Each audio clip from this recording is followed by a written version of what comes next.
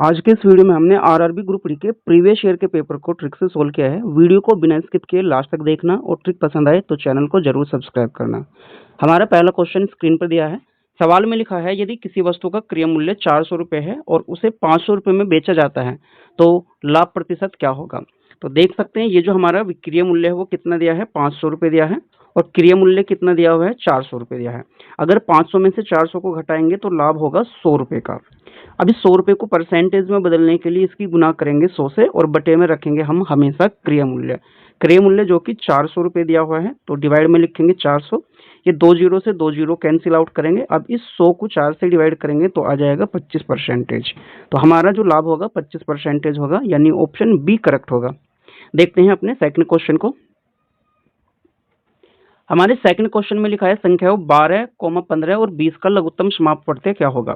तो आपको 12, 15 और 20 का लघुत्तम समाप्त प्रत्यय ज्ञात करने के लिए आपको ऐसी पहली संख्या ढूंढनी है जो इन दी हुई सभी संख्याओं से कैंसिल आउट हो जाए। तो यहाँ पर जो ऑप्शन दिए हुए हैं 30, 40, 60 और 120, तो इन सभी में जो है पहली ऐसी संख्या 60 होगी जो 12, 15 और 20 से कैंसिल आउट हो जाएगी, इसलिए जो यहाँ लघुत्तम समाप्त प्रत्यय होगा वो हमारा 60 होगा। चलते हैं अपने तीसरे नंबर के सवाल पर।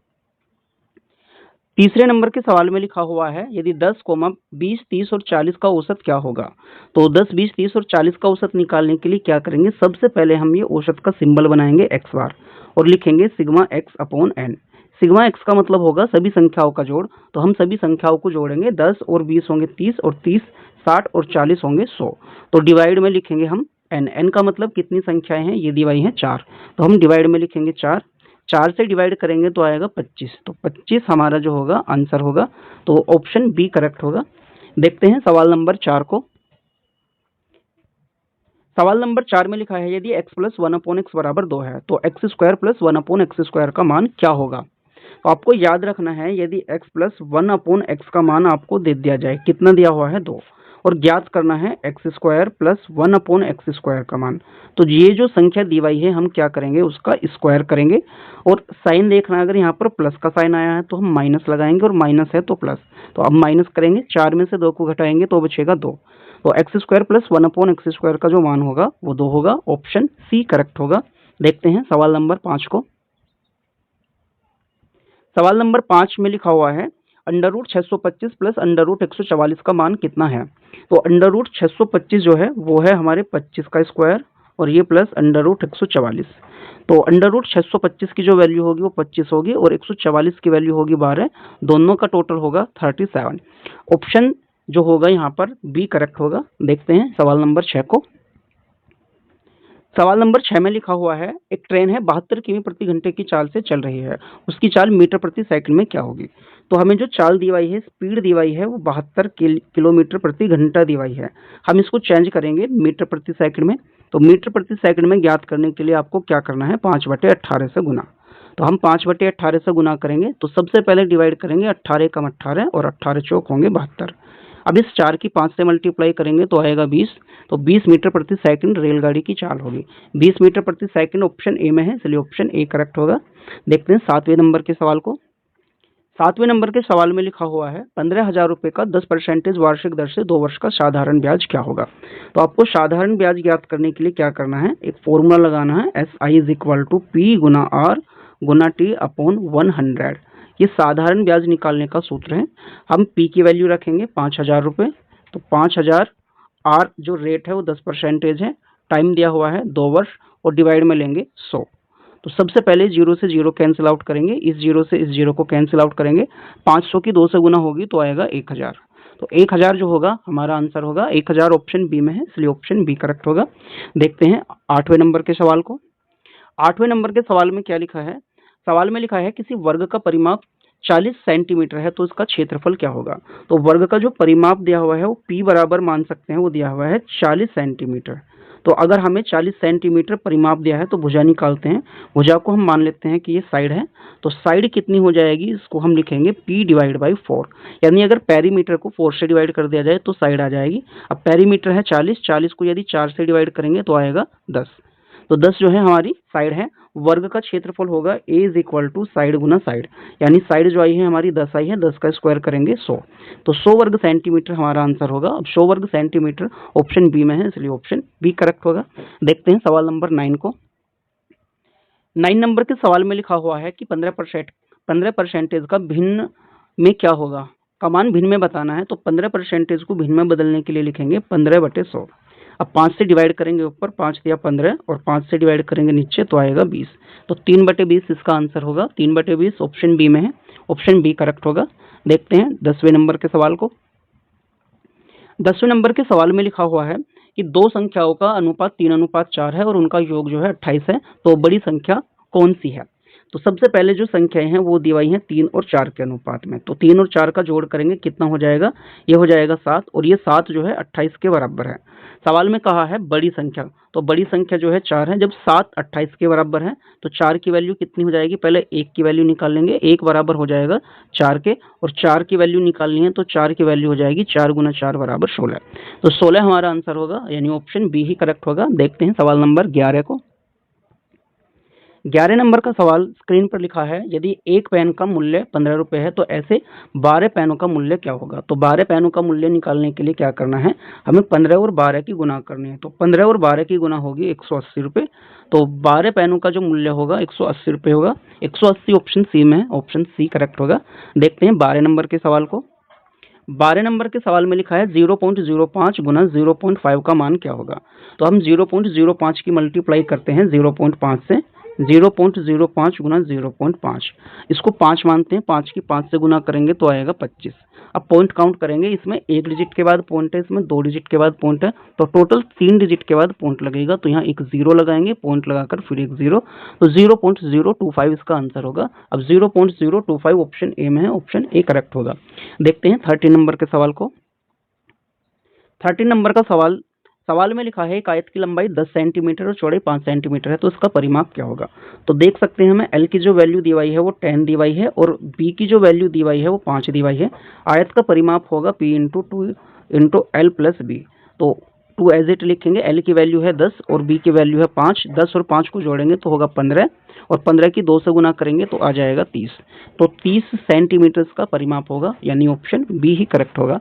देखते हैं सवाल नंबर 14 को। 14 नंबर के सवाल में क्या लिखा है, सवाल में लिखा है 2 की पावर 3 गुना 2 की पावर 2 का मान क्या होगा। तो सबसे पहले लिखेंगे 2 की पावर 3 गुना 2 की पावर 2, 2 की पावर 3 को लिखते हैं हम 8, और 2 की पावर 2 को लिखते हैं 4, 8 की 4 से गुना होगी तो आएगा 32। अब 32 ऑप्शन बी में है, इसलिए ऑप्शन बी करेक्ट होगा। देखते हैं 15 नंबर के सवाल को। 15 नंबर के सवाल में लिखा हुआ है, यदि किसी संख्या का 40% 80 है तो वह संख्या बतानी है। तो 40% की जो वैल्यू दी हुई है वो कितनी दी हुई है, 80 दी हुई है। पूछ रहा है संख्या बताना, तो मतलब 100% की वैल्यू को ज्ञात करना है। तो 100% कितना हो जाएगा, 80 डिवाइड बाई 40 लेंगे और गुना में लिखेंगे हम 100, तो 40 से डिवाइड करेंगे, 40 दूनी होंगे 80 और 100 दूनी हो जाएंगे 200, तो वो जो संख्या है 200 है, ऑप्शन सी करेक्ट होगा। देखते हैं 16 नंबर के सवाल को। 16 नंबर के सवाल में लिखा हुआ है, यदि 3, 5, 7, 9 की मध्यका का मान क्या है। तो इसमें हम देखते हैं कि बीच में कौन सी संख्या है, 3, 5, 7, 9, 11, सभी संख्या आरोही क्रम में है, तो जो बीच में आ रही होगी वो हमारा आंसर होगा।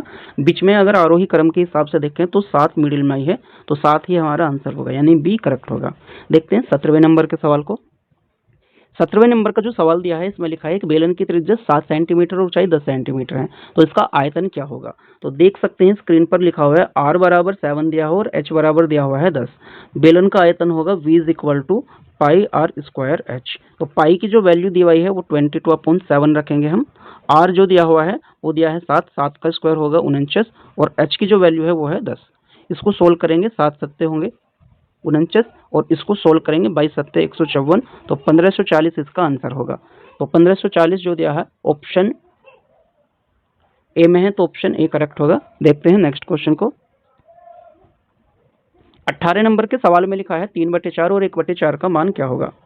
तो 3/4 और 1/4 को अगर हम जोड़ेंगे तो एलशियम जो आ जाएगा इसका 4 आएगा, तो 3 ऐसे रहेगा, 1 ऐसे रहेगा, 3 और 1 4 होंगे 4, 4/4 बराबर होगा 1, यानी आंसर 1 बी ऑप्शन करेक्ट होगा। देखते हैं 19वें नंबर के सवाल को। 19वें नंबर के सवाल में लिखा हुआ है, यदि 6 व्यक्ति एक किसी काम को 10 दिन में करते हैं तो 3 व्यक्ति उसे कितने दिन में करेंगे? तो आपको फॉर्मूला लगाना है M1 गुना D1 is equal to M2 गुना D2। तो इसमें अब क्या करना है, वैल्यू को पुट करना है। पहली कंडीशन में 6 व्यक्ति हैं तो M की जगह लिखेंगे 6 और D कितने हैं 10 दिन, तो D की जगह लिखेंगे 10। दूसरी कंडीशन में 3 व्यक्ति हैं तो यहाँ पर लिखेंगे 3 और D2 को हमें फाइंड करना है। तो भाग करेंगे 3 एकम 3 और 3 दूनी होंगे 6, इस 10 की और 2 की गुना करेंगे तो आ जाएगा 20। तो 3 व्यक्ति उसको जो है 20 दिन के अंदर कर लेंगे। ऑप्शन जो होगा सी करेक्ट होगा। देखते हैं 20वें नंबर के सवाल को। 20वें नंबर का जो सवाल है आपकी स्क्रीन पर लिखा है, सवाल में है 100 का वर्गमूल कितना होगा। तो 100 का जो वर्गमूल होगा वो हो जाएगा 10। ऑप्शन यानी ए करेक्ट होगा। देखते हैं नेक्स्ट को। ये हमारा रीजनिंग का पार्ट शुरू हुआ है। तो रीजनिंग का जो पहला क्वेश्चन लिखा है, ये लिखा है दी गई श्रृंखला में अगला पद ज्ञात करना। तो सबसे पहले आप देख सकते हो 2 है, 4 है, 8 है, 16 है। 2 से हमने क्या करा, डबल कर दिया, फिर उसका डबल, फिर उसका डबल। तो 16 के बाद जो डबल होगा वो हो जाएगा 32। ऑप्शन बी करेक्ट होगा। देखते हैं नेक्स्ट सवाल को। दूसरे नंबर के सवाल में लिखा हुआ है, दूसरे नंबर का सवाल है यदि a का अर्थ है प्लस b का अर्थ है माइनस, तो 10a और 5b3 का मान बताना। तो सबसे पहले हम क्या करेंगे, इसको एज इट उतारेंगे। यहाँ पर लेंगे 10, इसके बाद लेंगे 5 और उसके बाद लेंगे 3। अब सवाल के अंदर इन साइनों को फिलअप करेंगे। a का मतलब क्या है प्लस, तो जहाँ पर a था यहाँ प्लस लिखेंगे और जहाँ पर b था वहाँ पर लिखेंगे माइनस। तो क्या करेंगे, 5 में से 3 को घटाएंगे 2 और 2 को 10 में जोड़ेंगे तो आएगा 12, यानी ऑप्शन बी करेक्ट होगा। देखते हैं नेक्स्ट सवाल को। तीसरे नंबर के सवाल में लिखा है कि विषम शब्द को चुनिए। तो विषम शब्द जो सबसे अलग है उसको देखना है। तो यहाँ पर लिखा है गाजर, आलू, प्याज और टमाटर। तो टमाटर जो है ये जड़ नहीं है, बाकी जो है ये जमीन के अंदर उगाए जाते हैं, जबकि टमाटर जमीन के ऊपर उगाया जाता है। तो इसलिए ऑप्शन डी करेक्ट होगा। देखते हैं नेक्स्ट सवाल को। 4वें नंबर के सवाल में लिखा हुआ है जिस प्रकार पुस्तक का संबंध पन्ने से है उसी प्रकार कार का संबंध किससे है। तो यहाँ पर लिखा है पुस्तक का संबंध पन्ने से, यानी पुस्तक जो बनती है वो पन्नों से मिलकर के बनती है। तो उसी प्रकार कार जो बनती है वो किससे मिलकर के बनती है। तो यहाँ पर जो हो जाएगा, यहाँ हम ले सकते हैं ये पहिया करेक्ट होगा। तो ऑप्शन बी करेक्ट होगा। देखते हैं 5 नंबर के सवाल को। 5 नंबर के सवाल में लिखा हुआ है कि दी गई श्रृंखला में लुप्त संख्या ज्ञात करना है। तो यहाँ पर 5 दिया है, 5 से डबल कर दिया 10 और 10 में फिर 15, 15 में 20, यानी 5 का गैप है। तो 20 के बाद जो 5 का गैप करके आएगा वो आएगा 25। तो ऑप्शन बी करेक्ट होगा। देखते हैं 6 नंबर के सवाल को। 6 नंबर के सवाल में क्या लिखा है, 6 नंबर के सवाल में लिखा है यदि कैट को 3120 लिखा जाता है तो डॉग को क्या लिखा जाएगा। तो डॉग को हम क्या लिखेंगे, डी कौन से नंबर पर आता है, 4वें नंबर पर, ओ 15 नंबर पर आता है और जी जो आता है कौन से नंबर पर आता है, ये एफ के बाद आता है, यानी 7वें नंबर पर आता है। तो 4157 इसका आंसर होगा। 4157 ऑप्शन ए में है, तो ऑप्शन ए करेक्ट होगा। देखते हैं नेक्स्ट सवाल को। नेक्स्ट सवाल के अंदर क्या लिखा है, ये लिखा है रक्त संबंध ए बी का भाई है, सी ए की बहन है, तो बी का सी से क्या संबंध है। मानते हैं यहाँ पर ए है और यहाँ पर है बी। क्या लिखा है, ए बी का भाई है, तो हम क्या करेंगे, इसको बी लिख देते हैं। अब लिखा है ए बी का भाई है, सी ए की माँ है, सी जो है ए की माँ है, तो हम क्या करते हैं, यहाँ पर सी को लिख देते हैं। तो यहाँ पर लिखते हैं ये इसकी क्या है, ये माँ है, माँ को मदर लिखते हैं। तो ये बी की भी मदर होगी, तो बी का सी से क्या संबंध है, तो बी क्या है, बी जो है सी का ये पुत्र या पुत्री होगी। तो ऑप्शन सी करेक्ट होगा। देखते हैं 8वें सवाल को। 8वें नंबर के सवाल में लिखा है कि दक्षिण दिशा परीक्षण है, ये यदि उत्तर की